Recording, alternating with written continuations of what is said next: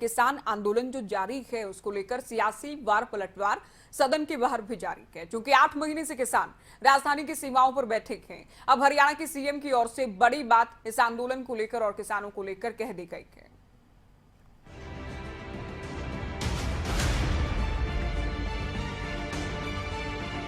के आंदोलन के पीछे कई प्रकार की ऐसी ताकतें, जो मैं कहूंगा कि देश विरोधी ताकतें भी हैं।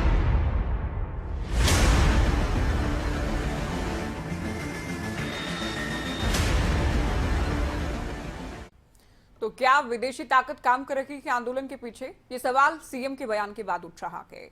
8 महीने से किसान राजधानी की सीमाओं पर हैं और उससे पहले पंजाब में भी काफी समय तक किसान आंदोलन करते रहे। आंदोलन को अलग अलग नाम दिए गए हैं। कुछ लोग कहते हैं कि आजाद भारत के इतिहास में अब तक का सबसे लंबा और सबसे शांति आंदोलन है। तो सियासी वार पलटवार भी जारी है। अब सीएम का कहना है कि विदेशी ताकतें काम कर रही है आंदोलन के पीछे।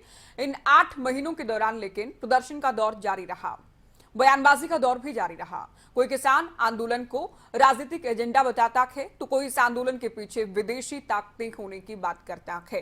किसान नेताओं के बयान भी हालांकि कम रखे हैं। कोई किसान नेता चेतावनी दे रहा है, तो कोई सरकार को नसीहत देता भी नजर आ रहा है।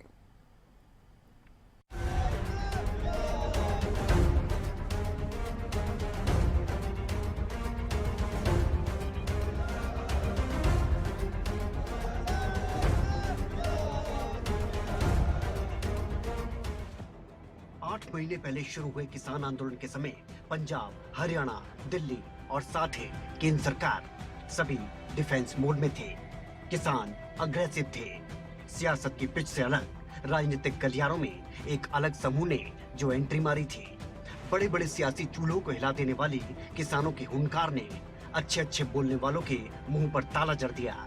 लेकिन 26 जनवरी को दिल्ली में जो हुआ, उसके बाद मानो सियासी पिच पर चल रहे इस खेल का पासा ही पूरा पलट गया। कल तक डिफेंस मोड में दिखने वाली सरकार अब अग्रेसिव थी और किसान डिफेंस मोड में। तब से लेकर अब तक दोनों तरफ से बयानबाजी का सिलसिला ऐसा शुरू हुआ जो अब तक बदस्तूर जारी है। कहानी कुछ ऐसी पलटी, कोई कहे गुंडा तो कोई कहे मवाली, कोई कहे अपराधी तो कोई कहे देश विरोधी। कहानी कुछ ऐसे पलट चुकी है। हम दिल्ली के चारों तरफ है, वहां से हटेगा नहीं।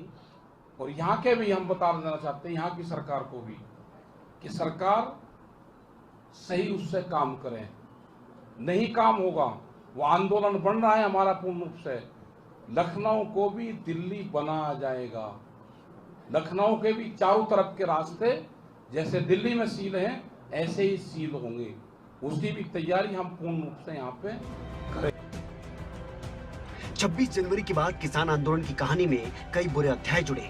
कभी आंदोलन के बीच से मारपीट की खबरें सामने आई, तो कभी महिलाओं से जुड़ी आपराधिक खबरें सामने आई। यहाँ से सरकार और ज्यादा एग्रेसिव हो गई। इन खबरों के बाद विचारधाराएं भी बटी बटी नजर आईं। संयुक्त किसान मोर्चा ने एक तरफ चड़ूनी को 7 दिन के लिए सस्पेंड किया, तो भाकियू भी राकेश टिकैत से नाराज नजर आए। जहां जहां चुनावी सुगबुगाहट दिखी, वहां वहां किसानों ने अपनी उपस्थिति दर्ज करवाई। किसान नेता भी कहां कम थे। चड़ूनी की सीएम को लेकर की गई विवादित टिप्पणी के बाद क्या कुछ हुआ, किसी से छिपा नहीं। बयानबाजी यहां कहां थमी। टिकैत लखनऊ क्या पहुंचे, यूपी की राजधानी को दिल्ली बनाने की चेतावनी दे आए। किसानों के आंदोलन के पीछे कई प्रकार की ऐसी ताकतें, जो मैं कहूँगा कि देश विरोधी ताकतें भी हैं, खालिस्तानी ताकतें भी हैं, वो लगी हुई हैं। और उसमें दोनों प्रकार के लोग सोचने वाले हैं। कुछ लोग इनको गलत मानते हैं, कुछ इनको ठीक मानते हैं। उनके विवाद बहुत पहले से अंदर अंदर चल रहे थे। आज अगर पहली बार बाहर आया है तो निश्चित रूप से इसका खामियाजा उनको भुगतना पड़ेगा। और कोई भी देश विरोधी गतिविधि अगर कहीं होगी, उसको देश का कोई देशभक्त नागरिक उसको स्वीकार नहीं करेगा। अच्छे बुरे अध्याय किसान आंदोलन के साथ कई जुड़ चुके हैं। बयानबाजी नित नए स्तर पर पहुंचती नजर आ रही है। आंदोलन खत्म तो हो नहीं रहा, समाधान निकल नहीं रहा।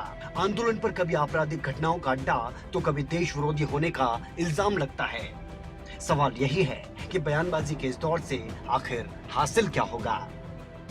विनय चौधरी, न्यूज डेस्क, खबरें अभी तक।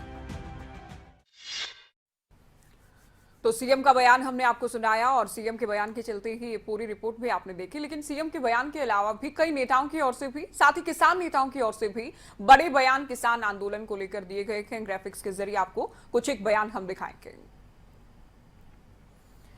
सीएम की ओर से कहा गया कि किसानों का विरोध अलोकतांत्रिक है। सीएम जो विरोध कर रहे हैं ये तरीका अलोकतांत्रिक है। किसान नेताओं की मंशा केवल राजनीतिक है। स्पष्ट हो चुका है किसानों के हित से किसान नेताओं को कोई लेना देना नहीं है। डिप्टी सीएम की ओर से कहा गया कि अब आंदोलन का चेहरा किसान संगठन नहीं बल्कि इसका चेहरा राजनीतिक लोग बन गए हैं। किसानों के नाम पर कुछ असामाजिक तत्व गुंडागर्दी करने पर तुले हैं। वो लोग ही बैठे हैं जिनको कोई इलेक्शन लड़ना है। केंद्र कृषि मंत्री की ओर से कहा गया कि किसानों के पास कोई प्रस्ताव ही नहीं है। ये बयान उनकी ओर से दिया गया। मीनाक्षी लेखी की ओर से कहा गया कि किसान नकी है ये मवाली हैं। तो मवाली शब्द का इस्तेमाल किया गया। हालांकि बाद में स्पष्टीकरण भी दिया गया, माफी भी मांगी गई। गुप्त एजेंडे पर काम कर रहे हैं। गृह मंत्री अनिल विज की ओर से कहा गया। नासिर कुरैशी खबरों के एडिटर हमारे साथ लगातार बने हुए हैं। नासिर, किसान आंदोलन को लेकर बात हो, किसान आंदोलन खत्म हो सके, बीच का रास्ता निकल सके, ये तमाम बातें लगता है कि अब बहुत पीछे छूट गई हैं। अलग अलग तरह के बयान रोजाना लगभग रोजाना सामने आ रहे हैं। अब सीएम का कहना है कि विदेशी ताकत काम कर रही है आंदोलन की आड़ में, खालिस्तानी ताकत काम कर रही है आंदोलन की आड़ में। इस बयान का क्या इंपैक्ट आप देखते हैं जनता पर भी और किसानों पर भी? देखिए ज्योति, एक बात इस आंदोलन को लेकर जो कही जा रही है, खालिस्तानी इस आंदोलन से जोड़े जा रहे थे, खालिस्तानियों की इस आंदोलन में सम्मिलितता की बात हो रही थी। इसके अलावा विदेशी ताकतों की बात हो रही थी। इससे पहले भी बहुत से बयान इस तरह के आ चुके हैं। खुद हरियाणा के कृषि मंत्री ने भी इस तरह का बयान दिया था, विदेशी ताकतों का जिक्र किया था। इसके अलावा और पब्लिक में भी बीजेपी के जो कार्यकर्ता हैं या फिर समझ सकते हैं कि जिला स्तर पर या शहर के हिसाब से जो नेता हैं या कुछ मंत्री हैं, उनकी तरफ से कहा गया था। लेकिन अब मुख्यमंत्री कह रहे हैं, यानी बहुत बड़े बड़े नेता इस बात को कह रहे हैं कि ये विदेशी ताकतों के जरिए आगे बढ़ाया जा रहा है और देश विरोधी ताकतें ऐसे आंदोलन को आगे बढ़ा रही हैं, खालिस्तानियों की इसमें मिलीभगत है। तो फिर सवाल ये खड़ा होता है कि देखिए, देश के खिलाफ कोई भी काम हो वो बर्दाश्त नहीं किया जाना चाहिए, चाहे कोई भी काम हो और चाहे कोई भी करने वाला हो, और ऐसे लोगों पर सख्त कार्रवाई होनी चाहिए। अगर इस आंदोलन में विदेशी ताकतों की फंडिंग है, विदेशी ताकतों की जोर आजमाइश है, खालिस्तानी इस आंदोलन को आगे बढ़ा रहे हैं, तो सरकार को जल्द से जल्द इस तरह के तमाम मुद्दों पर जांच कराकर ऐसे आंदोलन को खत्म करवाना चाहिए, क्योंकि सरकार की जिम्मेदारी है, सिर्फ कहने से ही नहीं होगा। दूसरी तरफ अगर बात की जाए, इस आंदोलन को लेकर राजनीति के आरोप लग रहे हैं, तो ये पहले भी लग रहे थे और अब भी लग रहे हैं। लेकिन इसमें कोई शक नहीं है कि कहीं ना कहीं राजनीति सम्मिलित हुई है और कुछ लोगों की महत्वाकांक्षाओं की बात की जाए तो यह आंदोलन लंबा खिंच रहा है। लेकिन यहां पर सबसे बड़ी बात यह है कि आखिर क्यों 8 महीने के अंदर सरकार इतनी बड़ी तादाद को, देश के इतने किसानों को अपनी बात नहीं समझा पा रही है। आखिर कहां पर सरकार को लग रहा है कि ये कुछ लोग हैं जो बरगला रहे हैं, तो फिर उनको किस तरह से हैंडल किया जाए, ये बहुत जरूरी है। इस आंदोलन की शुरुआत जब हुई थी तो अपने आप में बहुत ही बेहतर तरीके से हुई थी और बहुत मजबूत तरीके से हुई थी, बहुत अनुशासित तरीके से इस आंदोलन की शुरुआत हुई थी, जिसकी मिसाल दी जा रही थी। और आपको भी याद है ज्योति कि शुरुआत में किसी भी एक नेता की हिम्मत नहीं थी इस आंदोलन के खिलाफ बोलने की, चाहे वो विपक्ष में हो चाहे वो सत्ता में हो। धीरे धीरे जब माहौल बदलता चला गया, 26 जनवरी की हिंसा के बाद फिर ज्यादा इस आंदोलन को लेकर सवाल उठने लगे हैं। और कहीं ना कहीं इस पर जरूर फर्क पड़ा है कि आंदोलन को लेकर जो मजबूती पहले नजर आ रही थी, जो समर्थन आम जनता का आंदोलन को लेकर पहले था, वो शायद अब उस तरह का नहीं है। हालांकि किसान ये कह रहे हैं कि आंदोलन हमारा मजबूत है, लेकिन शायद उतना मजबूत नहीं है। अगर मजबूत है तो उसको और बेहतर तरीके से किसानों को देखना होगा कि जो हिंसा वगैरह हो रही है इस आंदोलन के जरिए कहीं पर कुछ गलत हो रहा है तो उस पर भी नजर रखी जाए। ठीक है नासिर, आपने शुरुआत में आंदोलन काफी मजबूत देखा, आप भी आंदोलन स्थल पर गए थे। हालांकि बहुत मुश्किल शायद होता है कि इतने लंबे समय तक इतनी ज्यादा संख्या में लोग अगर थे तो पूरी शांति के साथ आंदोलन चल सके, इस बात को सुनिश्चित किया जाए। बहुत शुक्रिया नासिर, तमाम बातचीत आपने की और विस्तार से समझाया कि अब जो बयानबाजी की जा रही है किसान आंदोलन को लेकर उसके मायने क्या है, असर क्या है।